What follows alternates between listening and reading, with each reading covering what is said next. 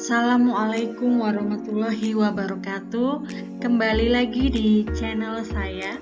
Kali ini saya ingin membahas tugas kedua saya di agenda ketiga, di mana agenda ketiga ini berkaitan dengan manajemen ASN, pelayanan publik, dan Wall of Government. Kali ini saya mendapatkan tugas yaitu menganalisis isu yang berkaitan dengan agenda yang ketiga itu tadi. Baik, sebelumnya perkenalkan diri terlebih dahulu. Nama saya Indah Purwanti, jabatannya Analis Perencanaan dan Kerjasama, unit kerjanya di Kantor Pertanahan Kota Balikpapan, Kementerian Agraria dan Tata Ruang Badan Pertanahan Nasional. Langsung saja kita akan mulai isu. Jadi isu yang saya angkat kali ini adalah isu faktual yang terjadi di tempat kerja saya. Kebetulan kali ini saya diperbantukan di unit kerja kantor wilayah Badan Pertanahan Nasional Provinsi Kalimantan Timur. Isu yang saya angkat kali ini adalah mengenai tentang aplikasi Office. Jadi mulai tanggal 8 November 2020, aplikasi Office itu sudah launching untuk Kementerian ATR BPN, baik di tingkat wilayah maupun di tingkat daerah. Aplikasi ini sebenarnya diharapkan dapat mengintegrasi surat dan arsip secara elektronik dan juga membuat kemudahan bisa membaca dan mendisposisi surat dimanapun juga kapanpun.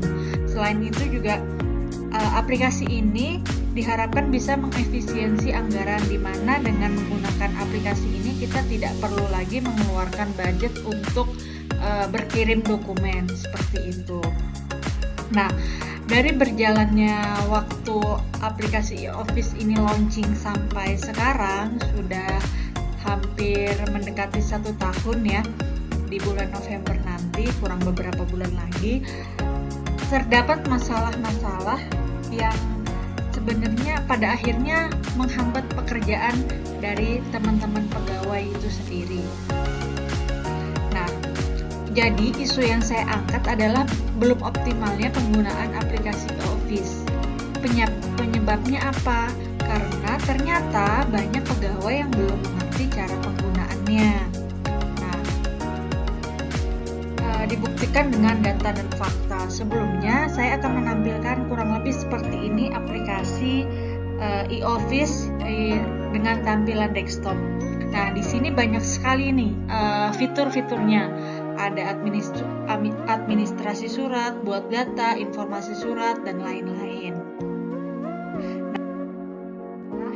Data dan juga fakta yang saya dapatkan dari unit kerja di kantor wilayah Badan Pertanahan Nasional Provinsi Kalimantan Timur. Di sini bisa terlihat jelas masih ada pegawai yang tidak menyelesaikan surat elektroniknya atau tidak menyelesaikan disposisi suratnya. Bisa jadi pertama karena tidak tahu bagaimana cara menggunakannya, dan juga mungkin belum paham sekali gitu manfaat dan kegunaannya, kenapa harus terselesaikan. Di data dan fakta yang kedua ini sesuai dengan urutan. Di sini bahkan masih ada ya pegawai yang belum menggunakan aplikasi persuratan ini sama sekali. Kita bisa lihat bersama-sama, ini ada yang 000, ini artinya tidak ada surat yang masuk, tidak ada surat yang keluar, tidak ada surat yang terdisposisi, dan tidak ada surat yang terselesaikan, seperti itu. Nah,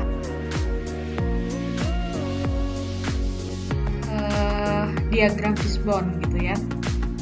Jadi di sini saya akan sedikit menguraikan akibat, sebab dan akibat gitu ya. Kita lihat di akibatnya dulu. Jadi apa kalau dari isu tadi, akibat apa yang akan terjadi ketika aplikasi e-office itu tidak berjalan atau tidak kita gunakan secara optimal. Itu yang pertama adalah akibatnya adalah implementasi transformasi digital tidak berjalan dengan optimal. Jadi apa yang diharapkan itu tidak bisa berjalan dengan optimal gitu ya.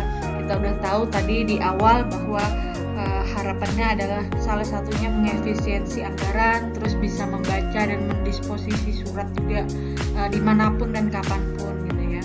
Nah akibatnya terhambat pekerjaan administrasi baik itu surat menyurat dan lain-lain. Nah kita lihat dulu penyebabnya. Dari sistemnya itu belum adanya aturan yang mewajibkan setiap pegawai memiliki aplikasi e-office. Jadi sampai hari ini masih ada beberapa pegawai yang tidak memiliki aplikasi e-office gitu atau akun e-office seperti itu, dan aplikasi yang belum memadai bagi tipe HP tertentu. Ini waktu saya bertanya kepada beberapa pegawai di kantor wilayah Badan Pertanahan Nasional Provinsi Kalimantan Timur, ada yang mengatakan bahwa iya nih belum bisa menggunakan secara optimal karena kalau misalnya di iOS untuk belum ada pemberitahuan yang langsung masuk, jadi kita nggak tahu kalau misalnya ada surat masuk dan lain sebagainya. Nah, kita masuk ke sistem di lingkungan ini juga akan berpengaruh. Jadi ternyata belum semua aktivitas itu menggunakan aplikasi e-office gitu ya. Aplikasi e-office, jadi masih ada surat menyurat secara fisik seperti itu, dan juga belum semua pegawai memiliki akun e-office. Nah, masuk ke keterampilan, penyebab keterampilan adalah salah satunya keterbatasan pengetahuan mengenai fitur di e-office. Sejak aplikasi e-office itu diluncurkan oleh pemerintah pusat gitu ya, oleh pemerintah pusat, mungkin sudah ada pelatihannya, tapi pelatihan itu hanya untuk segelintir orang di masing-masing unit kerja, dan orang yang awalnya itu mewakilkan unit kerja itu tidak membuat pelatihan lanjutan untuk pegawai-pegawai lainnya seperti itu.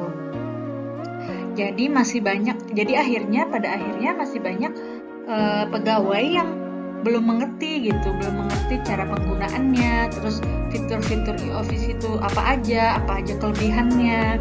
Nah, selain itu juga masih ada beberapa pegawai yang belum mengerti tentang teknologi. Ini termasuk dalam mungkin pegawai-pegawai yang sudah mencapai usia tertentu seperti itu, dan termasuknya kurangnya sosialisasi mengenai informasi proses dan prosedur penggunaan e-office ke semua pegawai. Jadi tadi saya sudah sempat menyampaikan bahwa kalau mungkin sudah ada yang mewakili setiap unit kerja untuk ikut sosialisasi kepada tim yang ada di pusat, tapi ternyata sosialisasi itu mandek hanya untuk segelintir orang itu, dan tidak ada sosialisasi lanjutan. Ini saya dapatkan keterangan ini dari salah satu pegawai di ruangan kerja saya yang juga masih bingung gitu ya, menggunakan e-office ini harus seperti apa, fitur-fiturnya bagaimana dan lain sebagainya. Nah, ketika kita sudah tahu nih sebab dan akibatnya, saya ingin memberi penyelesaian gitu ya terkait ide-ide kreatif saya, bahwa satu, mungkin bisa dibuat aturan yang mewajibkan setiap pegawai memiliki akun e-office. Aturan ini bisa berlaku baik secara internal maupun secara nasional. Terus yang kedua, sosialisasi berupa seminar atau mini workshop untuk memberi pengetahuan kepada seluruh pegawai terkait cara penggunaan juga fungsi setiap fitur yang ada di aplikasi e-office. Dan yang ketiga, membuat video tutorial lengkap terkait cara penggunaan juga fungsi setiap fitur yang ada di aplikasi e-office. Lalu bisa diupload ke YouTube agar setiap pegawai yang belum paham bisa kembali mengulang belajarnya seperti itu. Jadi bisa belajar berulang-ulang kali sampai paham.